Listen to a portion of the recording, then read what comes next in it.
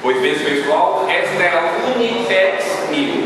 Essa empresa, ela existe há 17 anos. A base dela fica na cidade de Indaiatuba, no estado de São Paulo.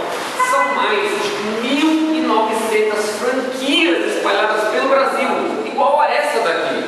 Veja só, a Unipex Mil já tem um produto em que a demanda é muito maior do que a oferta. A procura está muito grande. Só para você ter uma ideia, existe uma demanda mensal de 1,5 milhão de novos aparelhos iguais a esse todos os meses. E o que aconteceu?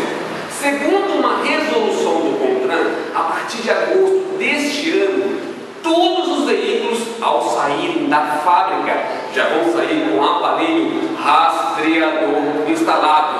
Ou seja, é o sonho de consumo de qualquer empresário. O produto que ela comercializa, simplesmente ela não vai precisar vender. Por exemplo, já vai sair de fábrica instalado. É isso mesmo. Olha só o tamanho da oportunidade que se abriu. Então, impulsionado por esta lei, ela está buscando você mesmo, para ser parceiro dela, para entrar nesse super projeto. Como é que eu faço para ser um parceiro da Unipex Mil? Vou falar sobre isso agora. Me acompanha aqui.